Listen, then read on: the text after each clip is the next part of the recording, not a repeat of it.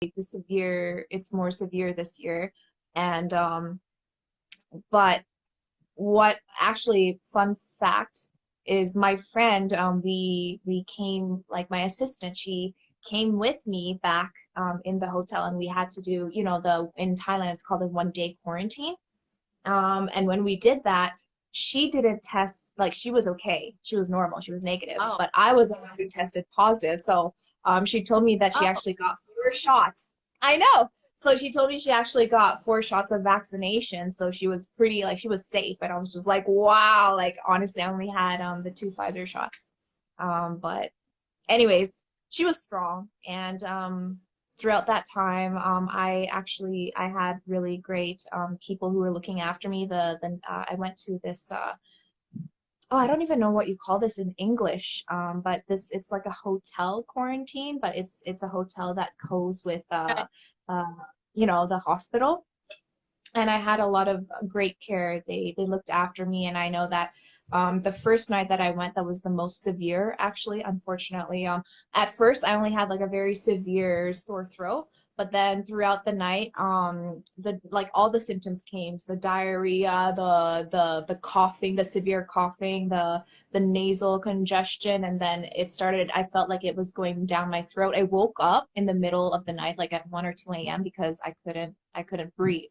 And I was just freaking out, honestly. And I actually, like my dad said that he was kind of concerned at the time because I had a history of pneumonia. Oh, But anyways, all in all, everything was great. I got the right medications. The people came, they did an x-ray. They gave me like really good care at that time. I also was like, I had, I guess, the well-needed rest that I needed yeah. also during that quarantine period. But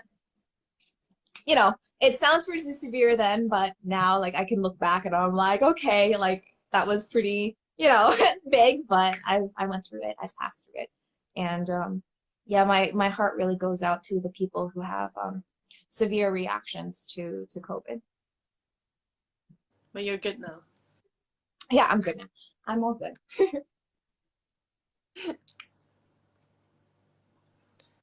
Yeah. Oh, Ruben from Mexico team says hi. Hello.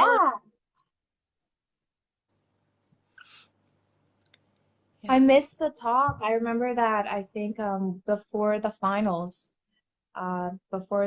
showcase, we had a chance to talk a bit, like, with the girls, but I also had a chance to, I think I sat down with Ruben. Correct me if I'm wrong, Ruben, but at least 3 or 4 hours afterwards, and we were just talking about a bunch of different things, and, it was a really great bonding moment. But yeah, I can't wait to see him again. I know that we're going to be working for the showcase in 2023 of next year, but hopefully I can see him before then. He's very fun. He keeps saying he wants Mhm. to go to Asia. Yeah, Kings as well. Kings as well. Yeah. So probably this year or next year. Hmm. Yes. Let's look at the questions. Yes. Please. I think I'm going to use my other phone to look at the comments.สวัสดีค่ะมีคำถามอะไรให้นาเดียไหมคะแป๊บนึงนะ Let me see if I can. There we go. Okay. So now that you're in Indonesia, might I ask if you have any events there that you're going to be seeing your fans in the upcoming days? Yeah, actually, I just finished some events. So I had Hmm. with it's called Habitat Indonesia, and they built houses for low income family. And I got a chance to join one of their event and actually painted one of the houses. So that was really fun. That was really fun because the community, the people who lives there, they're also very enthusiastic. They love that we go there, and yeah, so I got a chance to talk to some of them. It's so fun. And then I had a conference with the refugee community here, It was Mm-hmm. more internal event. So we got a chance to discuss about the role of Indonesian people, the role of the refugees that live here, because there's several issues that they have with their living conditions. Like, for example, the fact that some of their children, it's very hard to get them to enroll to school because, Mm, yeah. yeah, because of the regulations. And then it's also very hard for them to get healthcare. And especially during COVID, we understand that health is very important. And for the Mm-hmm. refugee, it's very hard for them to get admitted to hospitals. And also, they might not have the funds for it. And those kind of things. It's so serious. And the conference was a long talk about how we can improve their lives, how we can help. And I'm so glad that people were watching, and the Indonesian people are also willing to help. So hopefully, if we continue doing this and more people knows about refugees, I think a lot more people are gonna be willing to do something. Mm-hmm. That's great. Definitely. I know that being a change maker is definitely a one step at a time journey, but it's amazing that you're changing the lives of even just one person at a time. Yeah, What has been your favorite event or activity so I have so many. I think far? I really like children, so Hmm. anything that involves talking to kids is very memorable. And so far, the kids in Mexico have been so much fun, even though I have no idea what they're saying because they're saying it in Spanish and I'm just trying to guess. But they say it with such enthusiasm, with such joy, that Hmm. even when I'm talking to the kids that has it's coming from low income family or they have difficulties in school, they are so joyful, they are so enthusiastic that just comes true. And I don't really need to know what they're talking about. I just need to say like, you do you, like, you can do it, and they're like so happy. Aw, yeah, I totally understand that feeling. I remember that when even just kids or when I had the chance to talk as a guest lecturer for university students, I know that, what's most important is you see a smile, you see that they're having a great time, and, that memory that you create together, that definitely is a positive impact that for me, I feel like just seeing their smiles is just, knowing that they love and they enjoy what they're doing, that is what makes me happy. So I totally understand. That's amazing. It says, I want to ask you guys this question. When is it okay not to be okay? And when is it not okay to be not okay? We not okay. You might want to So answer the this. first one. So the first one is when do you think it is okay not to be okay? Yeah, I think especially in this day and age, it's very important to know about your mental health, to check in not just for yourself, but for those around you, because your mood, your temperament will impact your family, your friends. And for me, it's okay not to be okay when things are not doing great, when you have a bad day. But I don't think it's right for the family that's around you, for your friends who are supporting you, to be down in such a way that it sucks the joy out of the room. I think it's important for us to check in and to know our mood, to know how we're feeling, but also to be considerate of other people, because I always want my friends to be able to experience joy and to be able to continue on with life and not for us to bring them down. I think it's the in between, to have those in between. That's the most important thing.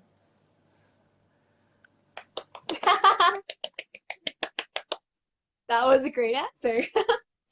I want to know. Um, you want to hear my, okay. So I feel that when is it okay not to be okay? It is okay not to be okay when you honestly feel that you are hurt and you don't have to smile for other people. You know, if you're not fine, it's okay to tell other people that, you know, what you said hurt me. What you said I was not okay with. What you said, you know, it for me it wasn't a joke. That's when I feel that it's okay to let other people know that you're not okay about it. But for me, when it's not okay to not be okay, this is actually, I think it was a question, I believe, from the Philippines pageantry. I forgot which pageant it is, but I felt that when you are being when you have a negative impact on others from not being okay. So, for example, if you hurt other people, like if you don't feel that you're okay and you feel like other people need to be hurt as well, because it's not okay for you to be the only one hurting. That's when it is not okay to not be okay. Because I feel that, I mean, everybody, you're going to have your ups and downs in life. There's going to be moments in your life where you're going to feel like, you know, there's so many obstacles that you're facing right now. This is so stressful. You might feel like other people don't know or understand what it is you're going through. And I totally get that because there are moments in time when, you know, I feel pressured, or moments in time when I felt sad or angry or depressed even, simply because you know, there's a lot of different things that have happened in your life. But you shouldn't take what it is that you're going through and try, like, you can express it, you can share your moments with someone who's really close to you and someone, you know, you feel that you trust, but it's not okay for you to inflict pain upon other Yeah, people. That is for me when it's not okay. Yeah.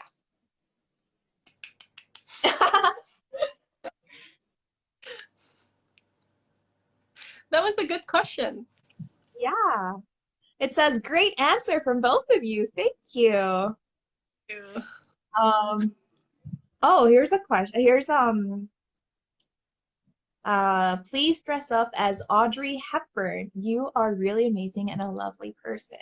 Oh, I tried having her as an inspiration for one of my looks. So I know that my manager is helping out with you know, creating different looks for when I go for different events. Now that we're talking about that, so who helps you with, you know, your styling? Like who helps you be ready for different events, both in Indonesia as well as international events?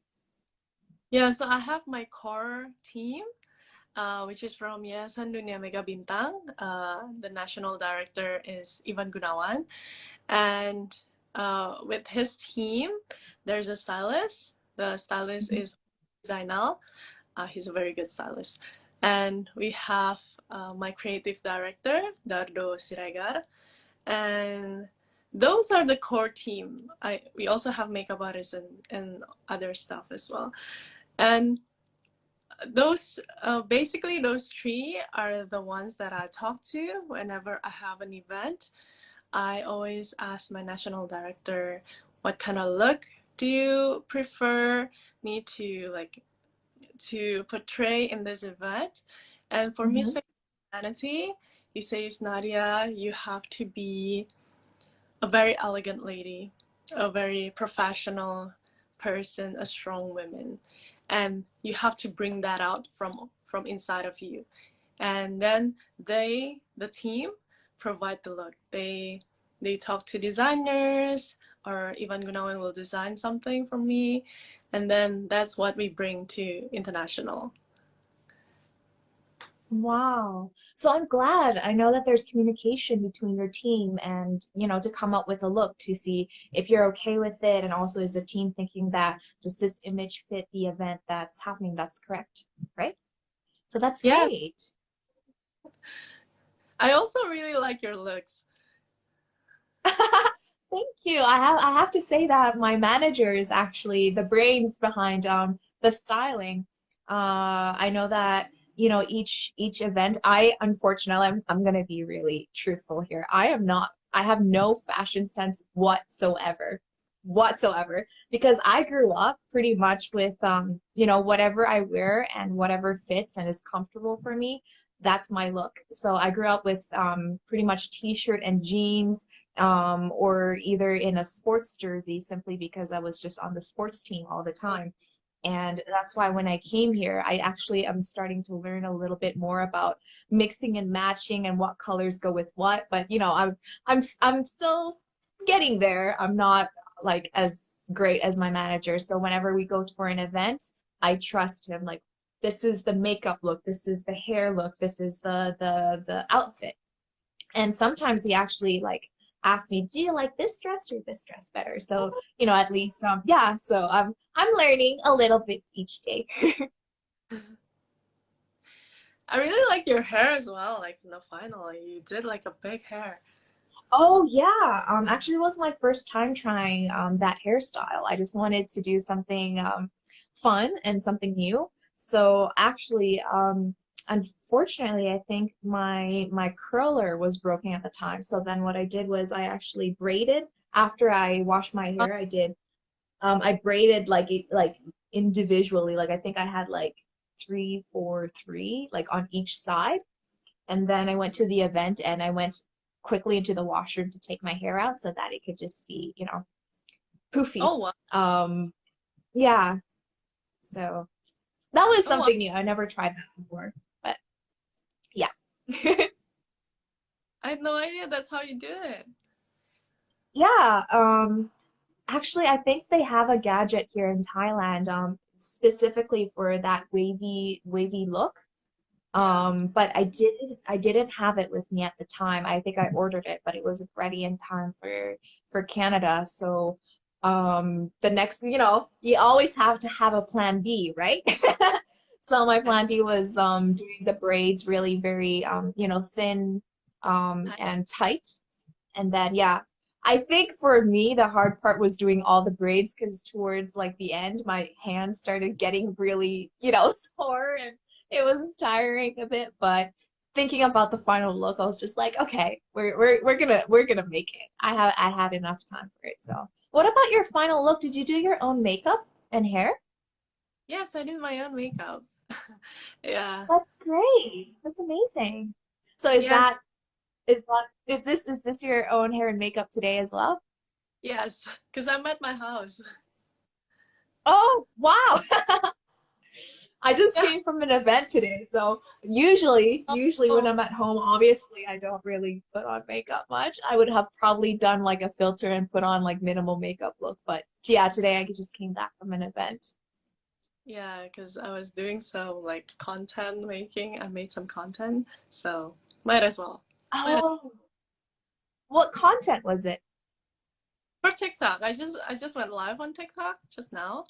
Oh, you did? Yeah. I'm just trying something new, like trying other apps and stuff. I need to follow you on TikTok actually. I'm not very Oh, active. now I'm that we're now got into it.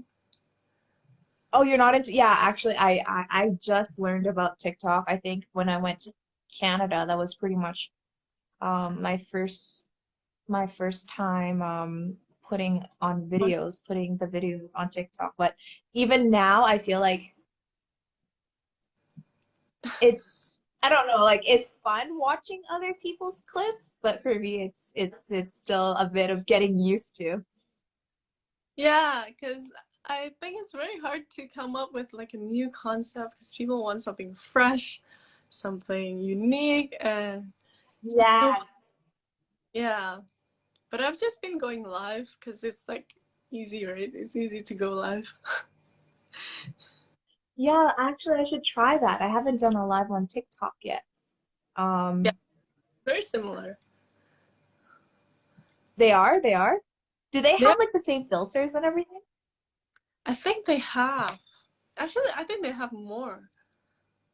They do?